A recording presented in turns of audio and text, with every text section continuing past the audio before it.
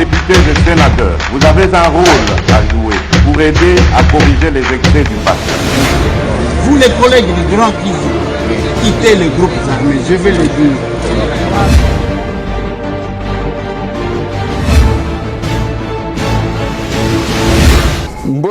Mbote lisusu bandeko nanga bino bandeko oyangai bon week-end bisika bozwami to komi samedi yango ezali kantiemo samedi 26 mars 2022 masolona député bandeko nangai to betaka masolo to sololaka ndenge to kanaki lobby mbutu je faisais d'ailleurs féliciter pour la mobilisation pour nous soutenir ba léopard mais faut que ta la nombre ya ba avion ba marocain ba kitaki nango ndili esali embouteillage. Masolona député, qu'est-ce qui s'est passé?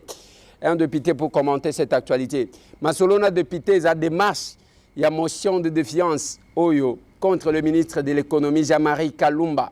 Mutambongo, tout le monde a accueilli na maniema kakaboy, $100, $100. Mon Colombie, ça zoli ambisi nae. Masolona député, bande konangai, musalango ya ba député, ce que za ya kotriché, ba action ya ba tumisusu, ba vandeli. Moi, au moni, likamuninge zaboye, bon, action ane zayanga, ezayanga. Alors que au salé le comme côté, Ogikal on est accusé d'avoir récupéré les activités des autres na terre jaune. Asala ke le comme côté, ye musala na ye kozwaka makambu ya batu. Masolo na député. Sur ce plateau lui-même, Ogikal onji, tozo solo na ye. Bon week-end honorable. Bon week-end. Monsieur Ntambwe. Oza malam. Tokozala malam ndenge nini? Tomoni ba avion ya ba marocain etondisa yo. Zamela ngai. Tomoni ba bisi photo moko Natalia aéroport na lobby. Wada aéroport na biso siko kama Congo Airways moko evanda place wa. Kasi na bandi koyoka ke makambo a prix CAP bandi komatisa ba prix. Tout le monde a qui vidéo, $450, $500. Kasi ministre de l'économie a bandaki komi kumisa biesiko awa ba marocain ba kok ba memi ya bango ba empêcher na wabunani kwana ni Congo Airways ko voler mais on ça la taxi wa. Donc ils ont passé. Si ko kalo dis-moi parce que yo zaki d'équipe ya au Maroc. Papa na ok désolé. Non, c'est pas possible. Pardon. Aucun de Maroc était. Pardon. Visa et Bimi. Billets sont bambaki déjà, mais n'a aucun de sauté. Magamomoni. Il fallait en principe tout qu'un délai. Magamomoni au lobby. N'a aucun délai. Au Seigneur, c'est le fait. C'est le fait. Mais dis-moi. En fait, est révolté. Pas pour la équipe nationale. L'équipe nationale, tous à qui présent. Équipe nationale, Tobeti, dans le football, il y a ça, en fait. Dans le football, les arts, bon gagner, bon sali nul ou bien bah gagner bino. Je suis sportif, ça je connais. Mais en fait, oye ko révolté nga, et ça que je me rends compte que nazo zo avion ya ba marocain pour na kende na Maroc. Pendant que bango bazu ba avion na bango moko ba memi ba toujours dit na okende le sous-souté. Tozotanga nanu ba ko tiela biso photo wana tozotanga nombre d'avions embouté. Koko Airways de bata bikona. Balobi 1, 2, 3, 4, 5, 6, 7, 8. Voilà. Oui, avion. Et qui tipona. Bisos koyo. Moko wanezala katikati nazomona SGL kuna. 2 avions. Awa ceux qui jet nini. Donc kabiso ka et pas na biso. Donc photo wana bozomona ezana Maroc té. Tozana RDC na Njili. Donc embouteillage na aéroport ya Njili ba marocain. Et là, pesinga kanda yango wana. Yango nde sali ke nani les voyages. Parce que na lobby jamais na kokende na koti na avion na bango na futi pe bango Air Maroc. Na renforcer pe bango po ba zombongo na wana ba kende ko pesa ba fanatique na bango contre biso na bina okende te. Soki kokota Congo Airways na biso na koti na kei. Mais Congo Airways ago atikala na pareil kaka mboko yo. Et puis tokendaka na yo na aéroport ko yamba oyo utaka na Kenya. Basi bazwe pa bakolo la tolingi mokonzi mboka te. Tozo loba yango peut-être tozo seka mais esengeli totelema. Totelema parce que ça ne va pas. Ça ne va pas. On ne peut pas comprendre que toza na mboka oh eyaki otokendaki ko yamba wana. Ouais. Ba bosala ta bobate la ta yango etikala e continuer le drapeau est flotté, même bon, boche négligence, yango wana ezongi. Ça, c'est très compliqué. Totikali Nakamwa, pareil, Moko, il y a Congo Airways avec plus de 400 agents. Et ça fait presque 3 mois ou 4 mois, selon les informations, agents et à Congo Airways, ils ont beaucoup de difficultés. C'est pourquoi nous devons demander à notre bureau d'aller enquêter là-bas. Bien sûr, il faut que enquêter. DG wana, to traduire, na to bengi na nini na assemblée. Et puis, to sengi balongola. Et parce que ce qui ozoko kamakambute, awa to komisko na moment ya sanction. Est-ce que c'est au niveau du DG aussi, ou bien c'est aussi à notre niveau? Niveau du gouvernement, par exemple. Bon, mais parce que même arrivé à Bavion, c'est lui qui était devant. C'est l'un de nous, de D5. Ouais. Honorable Chéribin Okende Senga, l'actuel ministre des Transports, voies de communication et de enclavement. Bon, au moni situation il y a Congo Airways, ministre des Transports a eu kokuta yango. Ezali situation où ils ont concerné kaka ministère na été. Hein, makambo etali ba prix oyo CA balobi ke babandi komatisa ba prix etali économie. Cela ne les justifie pas. Parce que Esengeli coach en place politique moko, il y a bien des façons que makambo et zala très bien toujours sentir yangote. Donc biso en tant que parlementaire, tokosala musala na biso. Je crois que l'être déjà y a contrôle. Déjà tozo ke bisabino boye ba ke tozo ya.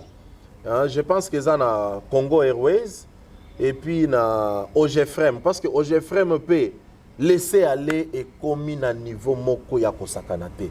En fait, je viens de comprendre que tozana kati ya ko réduire puissance nyonso ata ya exécutif. Ce qui m'a fait plus mal. Au-delà il y a des problèmes au ezana OGFREM parce que toyebina no ba implication te. Un symbole de la République. Un ministre vient pour na kokota na cadre ya musala na ye. Là je dis bien, je suis clair au-delà de ce qui s'est passé au Toyebina Noté. Il peut avoir tort, raison, wana Toyebina Noté, on va venir enquêter. Mais ailleurs pour Akota, barrière à Kokota, faut côté là. Vous sentez un peu niveau de réduire pouvoir et à l'État. Donc toutes ces choses-là, Ezok Banda n'a pas dirigeant. Sauf que vous n'êtes pas à la hauteur, et c'est un beau démissionner. Mais awa ekomika ka bobandi ko landela ministre moko ye wana bandi ko bwaka bambongo abandi ko pesa boy mais makambo ya soni zo salema na OGFREM kuna bozo kende kota la te pour parler contre bao bazo sala yango Ogika Longina to silisaki masolo ya match ya lobité yebisangana biso ziko ba marocain to monika vidéo ba kongole bazo mikumisa koma ba yibi chombo ya marocain. Et puis, l'électeur n'a eu à Tchangou. Bango ba marocain batika ki epa na bango po baya ba de ko filmer biso et puis baya ko sala biso biloko na star nde olobi ba électeur na ngai ale bazo na bango et puis bazo la kisa chombo balobi tala chombo et marocain wana kutuna okota ngote bango siko baya ki nana ebisa bango ba filmer yo se que na Maroc ko filmer te ah oui mais na ko filmer biso to quand même 20 avions biso to ko kede na biso atana avion mi balé eko bousculer bango te mais bango baya na 10 Kalonji ebisanga nanu olobi parce que na kacha match wana tantôt tomoni soki nganga moko atelemaki likolo tomoni ba image moko wana zo sala ka boye balobi mutu asala ki ke penalty wana raté ye wana siko selon yo ni ne sali ke topola en réalité est-ce bon, que eza zelananu eza confort ya ba marocain na ndenge ba yeli na condition na nombre d'avions biso to paniquer et pas na biso ou bien eza tata wana oyo azalaki likolo asalaki makambo te d'un côté na yoki ke edingo alobaki ke bakozwa te parce que bafuta nyongo nanga te. Donc il y a deux choses. Qu'est-ce qui peut bon, selon vous bon esengeli oyeba que ba marocain ba jouer quand même pe na psychologie na biso parce que ba avion na bango ekitaki wana c'était connu de tout le monde ba joueur na biso misusu kutu bazo kita bazo mona yango en fait. On pouvait se dire que Tozo bete pas na biso, mais non, Tobeti 50-50. Parce que Bango pe batondi saki. Ozo comprendre. Voilà, donc tout ça, ce sont des choses où il faut jouer la psychologie. tension ezalaki makasi. Il y a ces choses-là où il sali que bon, d'abord, entrée à match, Tokota qui en bien. Si tu remarques, Tokota qui en bien, Bango Bameka qui menacé Bisso. Et puis, attaque Nabiso ezalaki très bien servi par les milieux. Je profite quand même pour féliciter Moukoko Amale, dit Soso, Azalaki tout terrain lobby. Tout terrain ces garçons-là. Alors, ça fait beaucoup de bien. Milieu Azalaki, il y a Koton Date pour servir attaque. C'est pourquoi, au Monaki Dieu merci Mbokani Lobité, au Monaki Bakambouté, le problème c'est parce que les milieux avaient eu un problème. Mais en gros, on a montré un bon spectacle. En dépit, il y a présence, il y a chef de l'État, je vais se déplacer. Ayewana, Yambani na Bango, Fati, Hermoko, ceux qui va bêter Telemi. En dépit, il y a ce soutien. Il y a premier d'entre nous. Et stimuler Kakabango tel que ça la bien. Le chef est déterminé. De toutes les façons, présence à Félix Tshisekedi des Arakaka victoire, Topolite, Tozo Kendepa na Bango, Tokobunda. Yomoko Kimi. Kalonji, Yomoko Kimi kokende Maroc. Nazui Kanda ke nako futa Bango et puis ba avion wana ba yesiko na yango poto futa Bango mbongo tokende. Wana na boyi. Papa, namoni avion ça l'embouteillage, avion bon, je vais lire cette publication tweet, je ne sais pas, de Maïch à RDC. RDC, le but de l'équipe nationale a été marqué par Yohan Wisha Toagirayezu. Balobi ni aza rwandais. Yendem toi a marqué. Oui, Balobi de la communauté Banyamulenge, stigmatisé, être des étrangers en RDC. Autant son but a donné la joie à toute la RDC, autant il doit redonner l'espoir à sa communauté victime des discours de haine. Comment vous interprétez ça, ce message? Oui, mais moi je pense que le message est clair. Je profite pour saluer la communauté Banyamulenge. J'ai assisté. Il est aussi vrai qu'il est Banyamulenge. Bon, je ne sais pas, mais je prends ces tweets. J'ai participé à une messe bazo commémorer le papa de l'actuel ministre Alexis Kissaro. Nayo qui bat témoignage. Je me suis dit tout de suite, peut-être, la communauté naïe. C'est pourquoi Bazo j'étais bafleur. Nakutani na président Bosso. O aza ya côté na bangote. Président Bosso me dit, si dans ces Congo nous avons eu des hommes d'État, il y a les papas de ces ministres-là. Gisaro Alexis. Gisaro Alexis. Mineta. Mineta. Il y a Iteper. Okay. En fait, on dit que ces vieux-là, Akoufa a 38 ans. Mais à 38 ans, il a eu le temps de tout réaliser. C'est là que j'ai appris que la vie n'a pas besoin d'être longue pour écrire les noms dans l'histoire. À 38 ans, on me dit que ces vieux-là ont réussi à mettre ensemble les communautés. À 38 ans, ces vieux-là ont réussi, il y a Kosali Sabatu, toute tendance, toute tribu confondue. Ça, c'est lui qui me dit, c'est Mbosso Kodia. Mbosso me dit, il était mon parrain. Ah, ok. Alors, je reviens pour dire, je reviens à un message au président de la République, à Loba, qui sur la communauté, qui est basé dans Konabiso. Lobi biso yewana erachebu, tosote, bamisusu, bameli. Donc, c'est une façon de dire que tout continue kozala bomoko. Moi, j'ai même demandé à la ministre, na yebisie, soki yo kobosana, na oyo témoignage na yo ki ya papa na yo. Moi, ça m'a encore beaucoup motivé. Na kosenga na yo, to lukabatu ba koma livre pour que expérience na ye et songa biso. Mais aza mutu ya batribi misusu oyote, aza bana mulenge. Donc, moi, je vais dire que c'est nos frères, c'est les communautés Nabiso. On va continuer à vivre ensemble, toute la division. Ennemi azana posa diviser biso pour que aya kozo place. Yewana apesi biso et sengona équipe nationale. A ko marqué pe na Maroc. Oyi Kalonji, Froder. Boyebi ke lo kuta yaka na ascenseur, vérité yaka na escalier tie komaka. Oyi Kalonji mokonzi Terjon. Tokenda Espagne, na Madrid, Ogi, ozo memanine, asalisi ba polo. O, terre jaune. Nalobi papa, na exposition, terre jaune, te baya ko visiter, Nzoka nde kuna, ozo trichaka sur les actions des autres. Et c'est une politique que nous combattons. Lelo, Ogi, vrai, mon candidat jaune, a commis Kobima. À niveau provincial. Ce n'est pas votre niveau. Donc, vous ne trouvez pas que cette façon de faire la politique de manière avec trop de démagogie et que Bomayona qui ça. Oyebi na uti ko comprendre que kindokyo to bando kanisa kezaka na butu, hein? Kindokyo bimi pe na moi. Et puis bato bazoloka baza bato pena ya ba cravate ya ba maputa na batalo milai. Eza lisusu bana oyo monaka ya salite wana te. Na uti koloba yango awa tout à l'heure na expérience ya papa ya ministre Alexis Kisaro na lobby que la vie n'a pas besoin d'être longue pour écrire les noms na livre ya histoire na livre d'or.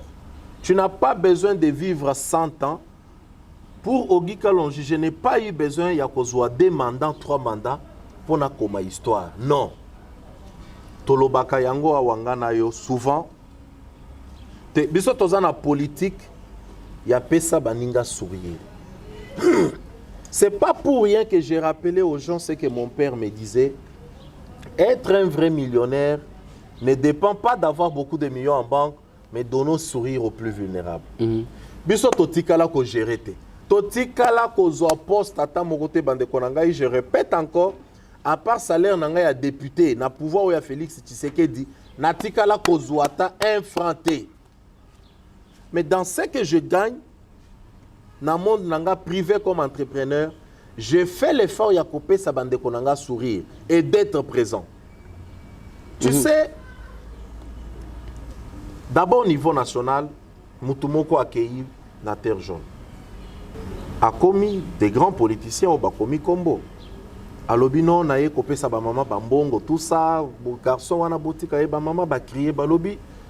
O aza ya biso ya tongo. Azala nango te biso tozaka kana ye. Parce que tango biso tozalaki na posa na bino, to banda ko mona bino te. Lelo zwaka caméra na yo. Okita otuna bayebisa yo. Heureusement pour non moi mais kotuna bayebisa na sina kitina de Kalonji. Ba caméra au trésor Zolozolo a commis caméraman attaché aux actions de l'honorable Kalonji à terre jaune. Toyebi ndenge nini salimaka. Mais tolobi vérité bimi parce que ba vrai ba konzi à terrain. Kasi vandi sa biso na bango nyonso na plateau ti. Biso nyonso na plateau. Siko mutu na mutu. Siko nanya boaka kama belé avant na terre jaune. Oyebi ce qui s'est passé avant qu'on arrive là. Yoka, oyebi ce qui s'est passé c'est quoi? Ba politicien boza bandoki. Ça je te dis vrai. Na ota la caméra. Nazo obtenir nzela ya terre jaune. Na obtenir nzela et ça là qui na 2000 je crois fin 2019. Après ba enquête auto salaki na bino il y a 100 jours ainsi de suite. Équipe oyo ya OVD zalaki na noté zalaki équipe intérimaire. Na obtenir nzela wana ba kotisi yango na programme ba vidéo ezali. D'ailleurs, là je profite pour saluer les collègues Patrick Mounyomo. Na tikala kotanga kombo na ye na médiaté. Il se rappelle. Na Willy Makolo. C'est Patrick Mounyomo qui m'efforce. Que y a quoi ça l'interview. Tu dois quand même dire merci. Parce que dans le temps, lui avait obtenu un pont qu'on devrait construire na Goma. Yenda Bengi Willy Makolo. Alobi non, yaka honorable yaka na yewana. J'ai dit bon, moi je ne voulais pas parler. Pourquoi? Parce que moi je voulais que l'action parle à ma place. Bon, Mounyomo m'a forcé, j'ai parlé. Yé à lobby a remercié ministre parce que Bakoti c'est là qui est Pépon. Et puis moi j'ai remercié, j'ai dit, il y avait 2 routes que j'avais obtenues. Terre jaune, na Roi Baudouin Oyo Batu Babandi, Bitumba Isa Makasi. Alors, la vidéo existe. Je te cite témoin. Et pendant que j'obtiens ça, Nazali Bosso, il y a actuel ministre, il y a plan, Christian Mwando. Nazal Liboso est actuel ministre du Tourisme, Modero Simba. Je te cite les noms. Bango Koutezala Kakatongo, bapesi parole kalonji toyebi ke yo okolobe la terre jaune parce que aussi aux unes na yo des gens là. Alors, maintenant quand je descends le premier samedi au Nazo Kitana ba agent, il y a OVD pour bakende kozwa mesure ba biloko nyonso ya nzela ba ça le rapport pour qu'on insère ça sur en terme ya budget. Nakei lelo, c'était un samedi, je me rappelle. 3 jours après, je vais apprendre qu'il y a une dame, Aza députée provinciale. Aïe, tu vois, on a entré wana. A boaki camion ya mabele. J'ai les photos. Ah, la lobby, je comprends. Oui, comme une récupération politique. Alors, tout de suite, je ne savais pas que c'est elle. Je savais que c'est l'OVD. Nabengi, DG, ah, DG, mais. Boke ko boaka déjà, bani, nikuna, misala iso banda déjà. Bah, bisinga, non, biso to sale en hôtel.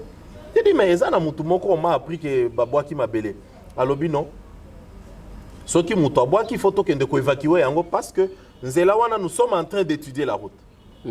Moi, je suis descendu, je suis allé photo na Kangi. J'ai continué ma démarche.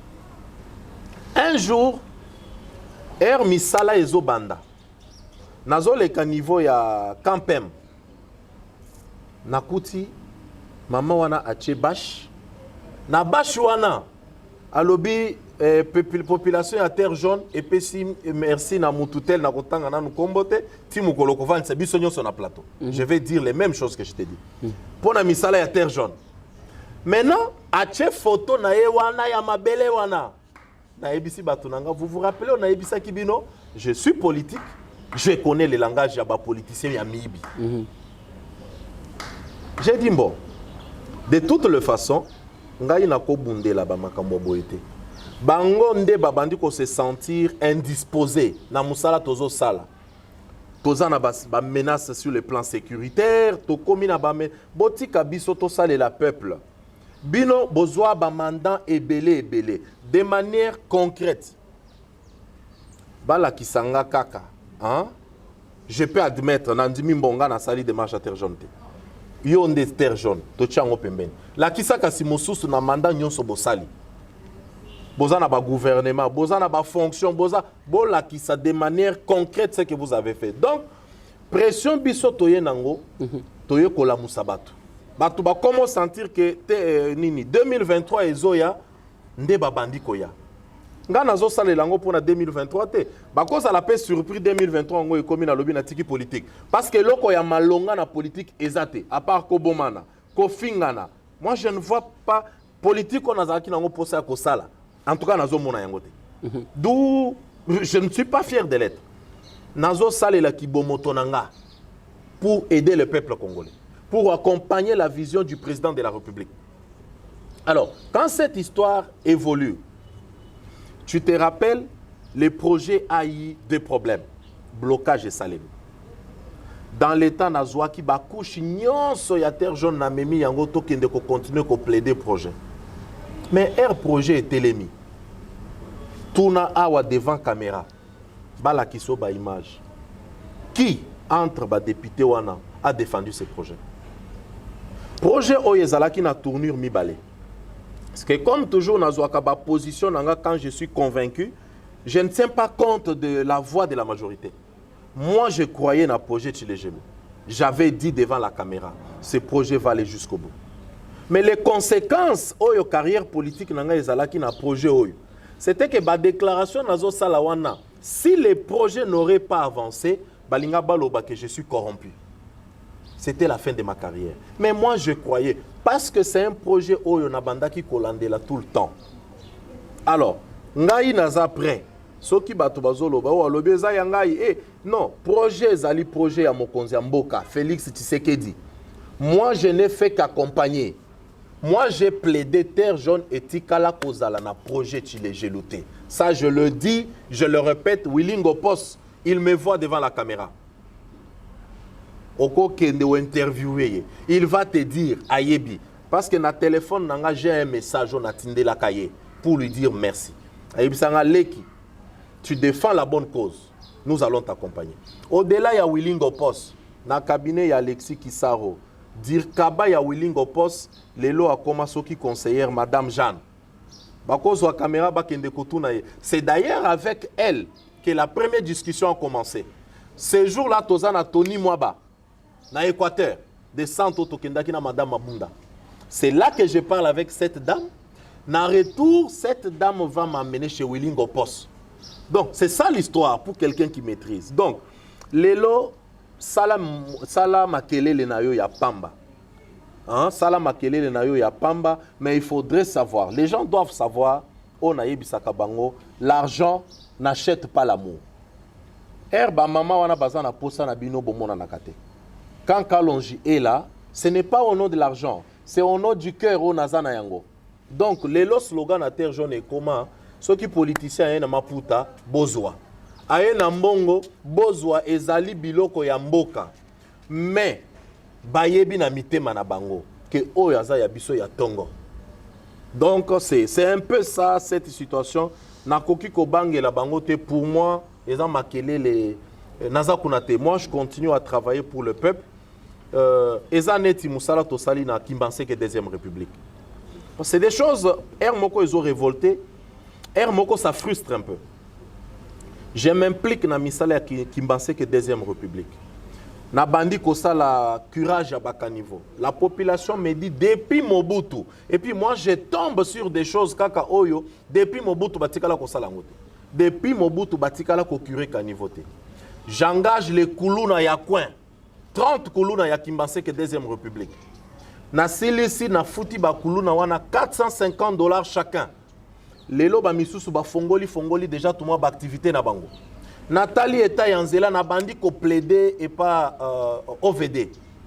Ba bandi ko sala misala tala ba bandrole ye kotonda. Donc biso to sala kaka ya biso tozo sala après si mana biso batu baye non, les images existent. Nyonso nazolo banayo les images existent. Donc pona ngai na kosenga na yo ocha biso na plateau moko na batu wana o bazolo ba bakolo terre jaune.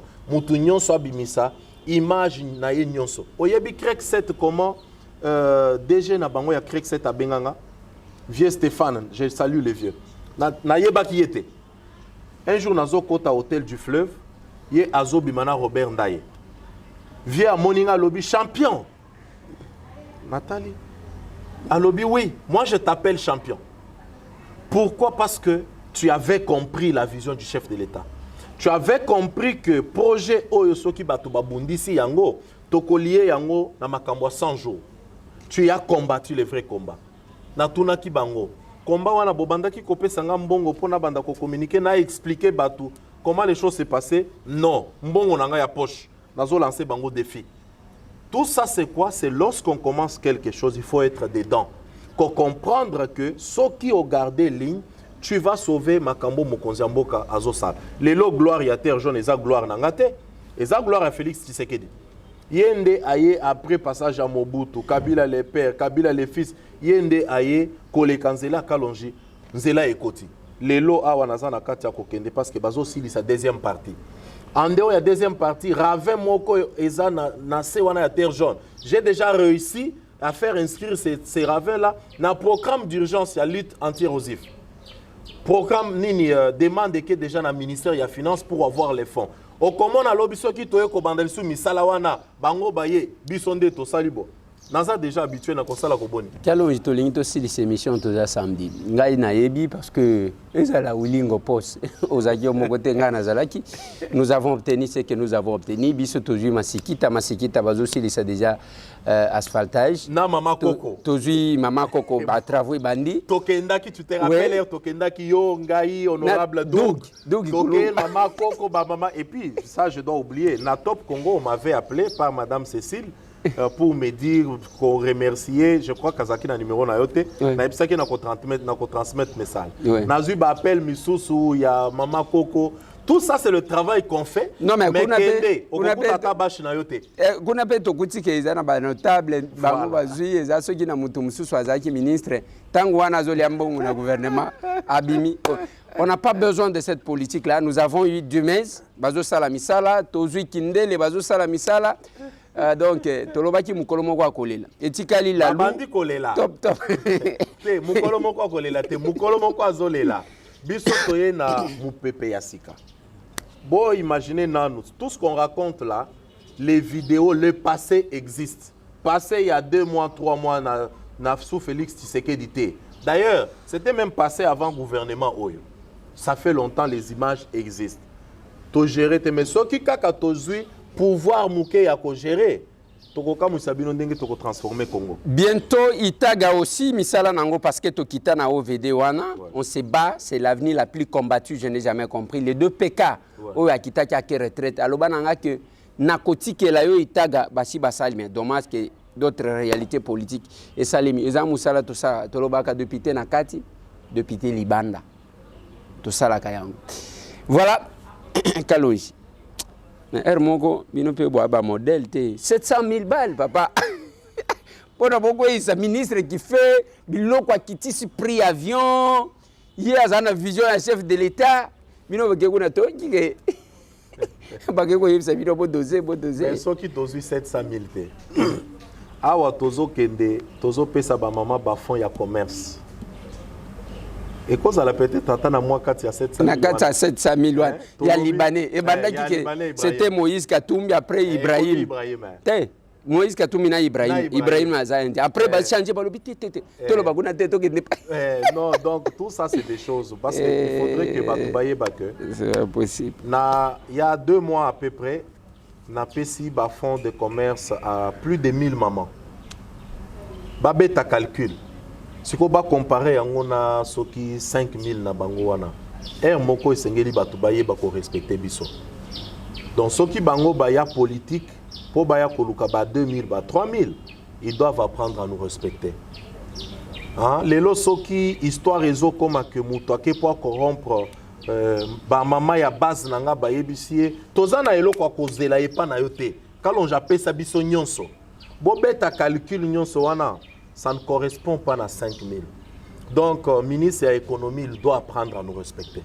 Biso toza ba chef naïe. Le respect, ce qui aux Angi Yango, c'est très compliqué. Au Salimbeba, Totuniyo, Mituna, parce que Zali, devoir na biso. Yano la biso. Comment expliquer que les messieurs à Kokende Namibie? D'abord, ce contrat-là, c'est un contrat multisectoriel qui devrait être conclu entre ministère et économie, pêche et élevage, na commerce extérieur. Pourquoi à ce jour c'est une histoire qui n'implique que l'économie? Nous devons nous poser des questions. On doit retourner aussi vers ministre et économie et plutôt il y a pêche et élevage, na commerce extérieur pour dire pourquoi Bango batelemela qui projet wana na conseil des ministres té. Parce que quelqu'un a côté na secteur na bango. Donc wana bozela parce que en dehors il y a motion au tozana deux motions mosu sezo ya. Ouais, mbisi ngoto soma na kati ya mai. Alors maintenant mbisi basali contrat to sombi mbisi na kati ya mai. Biso moko tokoloba. Et loko bazo bosana. Eza que ngana kenda windok Namibie. Oui. Pendant période wana. Kotala. To sombi mbisi wana na mai nazana bia mikanda nyonso nazana. Il fallait maintenant to s'engager na bateau de pêche pour na kobimisa mbisi wana 27 000. Po balobi to pesi bino mbisi bino moko bolo kabandobo ba minyama ainsi de suite. Bo kanga ba mbisi. Gouvernement namibien sikoyo ye azo se plaindre que non tawana ba namibien balinga ki bazwa musala. Tu comprends un peu? Oui. Alors que biso toza na Tanganyika, basalelinga calcul bateau de pêche, ce n'est pas au-delà de 2 millions de dollars. OK. Mais biso tozu 6 millions na nous poa na mai. To échoué, to lobimbo. Awa pona ko sala ko pesa réponse politique.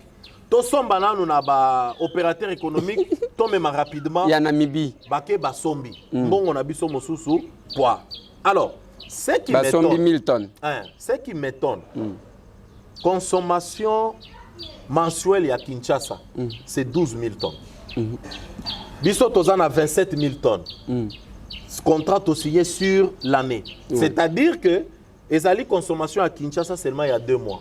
Et bon, ma province Missous. Et bon, mata di oyo bambi sango e kokote là. Oui. Siko tozo tuna ministre yo mutotindi ba communicateur ba kende kofinga biso na yebite soki ba na yebite. Alors bato ozo finge la biso soki ba Ibrahim parce que ameka ki koloba que non difficulté na kutani nango na komi ba opérateur économique ya awa nde bazana ba exclusivité ya ba bateau de pêche kuna ba empêcher ngai nazo bateau de pêche. Mais est-ce que au lieu oya ko négocier na bango parce que ce sont des opérateurs économiques. Moi je me rappelle sincère condoléances encore na notable ya Epanabiso Zediam Kalamba Nzevu. Je me rappelle dans le temps Erazo sala ba commerce abanda ki ko kende ko signer ba exclusivité na ya ba condoléances na famille ya Zediam na famille na ye Kalamba Nzevu. Je rectifie. Ah ouais, on représentait condoléances na mutu akufia. Na famille na ye. Alors abanda ki ko signer ba exclusivité na ye. Exclusivité c'est-à-dire so ki nga na lobby que masolo na député comme exclusivité nanga. Pour Moutoya Kovanda Awa et Sengela négocier nanga. Ouais. C'est ce que nous devons comprendre. Alors, ce qui bango en tant que homme d'affaires, bakei ba signer ba exclusivité. Yo kokendesko pour bazo bateau de pêche ba pesa yo? Non. C'est là où nous avons parlé qu'il y a un problème, il y a planification. C'est que awa na yoki ke ba renouveler contrat et choix qui année passée, mais contrat wana le seul bateau disponible pour na yeza na mois de juillet. Mundele moko a ebissé na mois de juillet. C'est-à-dire que toleki si janvier, février, mars, avril, mai, juin, juillet, auto bandasko kozoba 1000 tonnes de sauce. Non, ça c'est blaguer avec nous.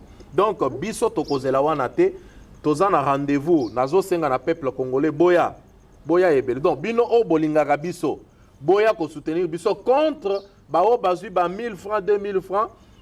Plus grave, na ba député bazo se permettre ko leka ba top Congo, ko leka boye, ko accuser non, toyebani. Biso ba awa ba kalonji awa na bantambwe. Okokende, okokuta biso na babuzo ba wana te. C'est lui qui sait qu'il a corrompre biso aya na caméra loba. Donc moko il faut nous respecter. Tozo sale la mboka, bo respecter biso. Je sais que boluka ka biso, bozo biso, bokoluka tango ebele bokozwa te. Voilà. Émission Siliti. Donc rendez-vous mercredi pour aussi la ministre de l'économie. Mercredi. Boya. Les opérateurs économiques. Parce que tous qui bango pe balobi marambo. Boya. Balobi na 3. Guilain le kofa lobby. Mais ceux qui va député ba sali motion. Koutu bango ne ba oumele ba sali en retard. Bo sala li boso question oral avec débat. Je crois que c'était M. Lézer, hein, nde muto akoti saka yango. Après tu yo susu moko komi yango ikasanji. Assemblée wapi na contre les lekate ayapete lekaka ndengwana. Botika ba député ba sa musala bango.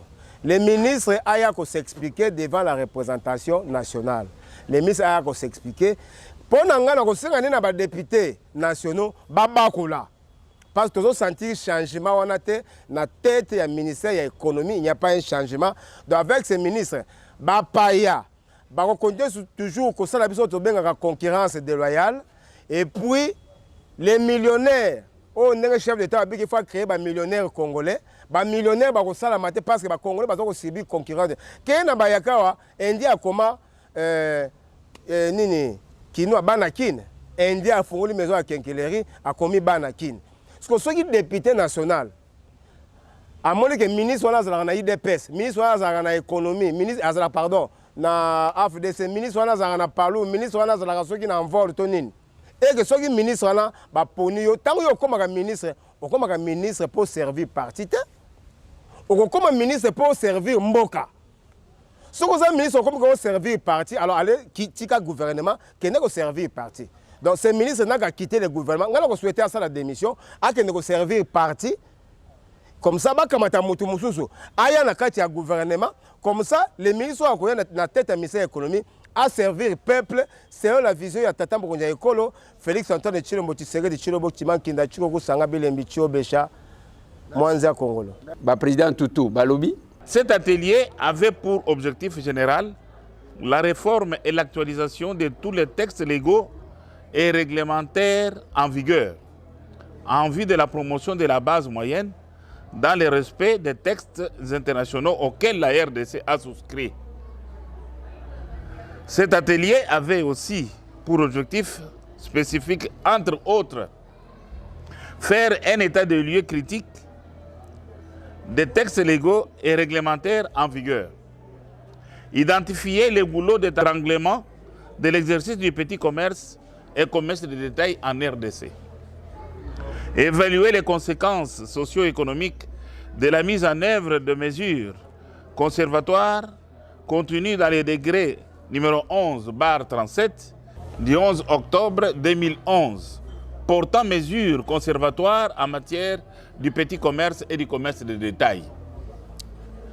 Les travaux de cet atelier qui se sont déroulés en 2 commissions se sont achevés sans qu'il y ait une plénière réunissant les 2 commissions pour voter le rapport final.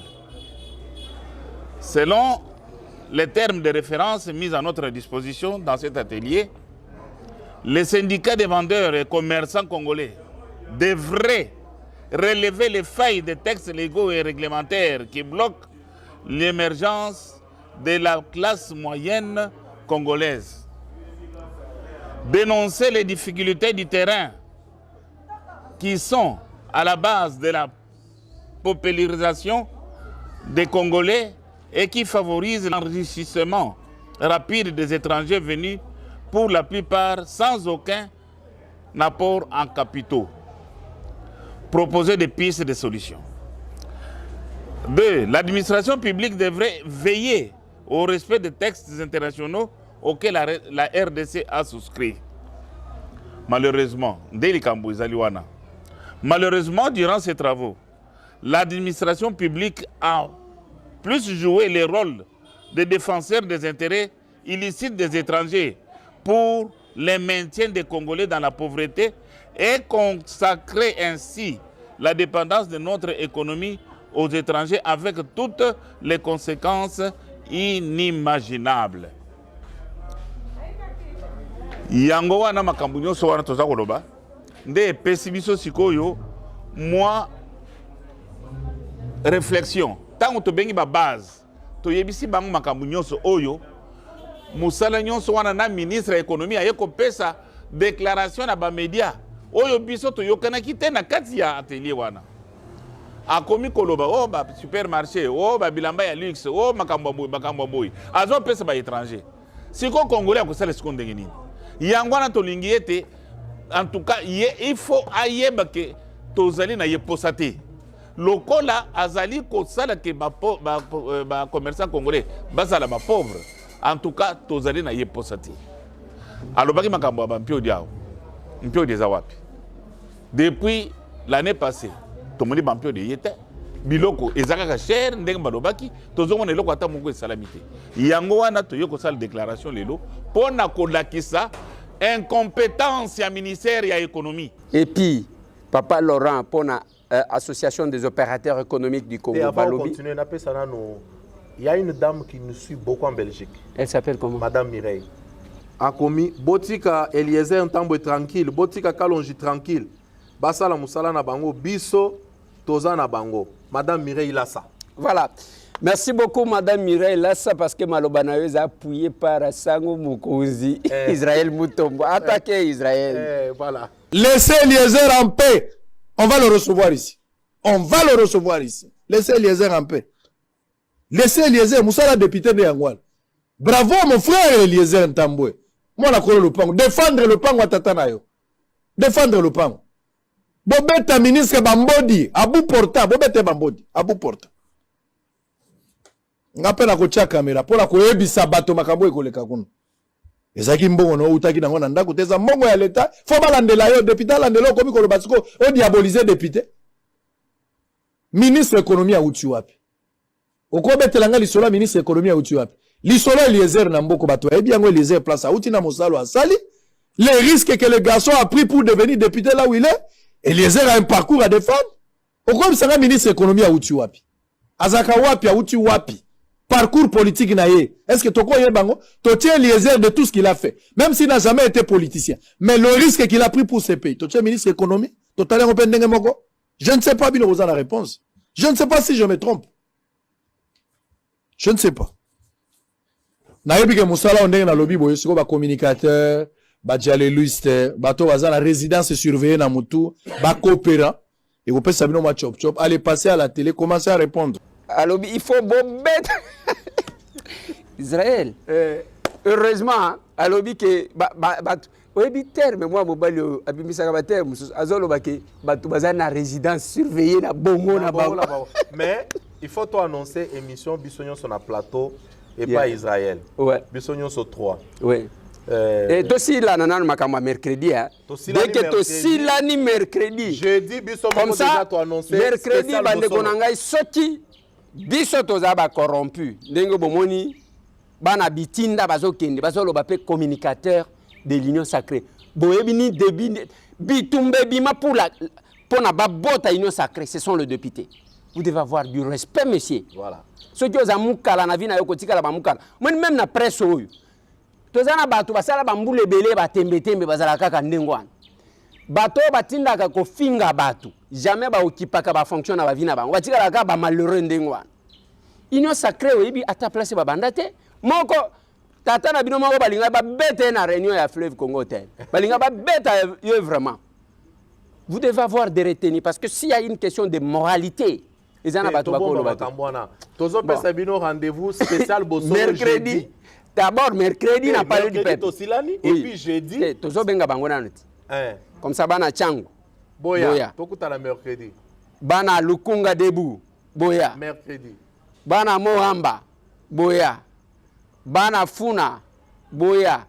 Ba jeune tout parce que ce qui moutoua kokosa que azana vision à chef de l'État au télémis ata opérateur économique mon côté na Congo ozo bamba papa et pas bato bokoyoka ba makam na sima nango tokoya ko sala plateau spécial et pas Israël spécial bosolo jeudi bokoyeba jeudi tokutani na yebite neni ne ozalé oyo ko ya wane goya ekoya tozape mi ba to suki se émission de tozaka ka samedi ah bande ko nangai avion ya ba marocain c'est la bouteillage na njili. Plus de 143 998 311 332. Tout le monde.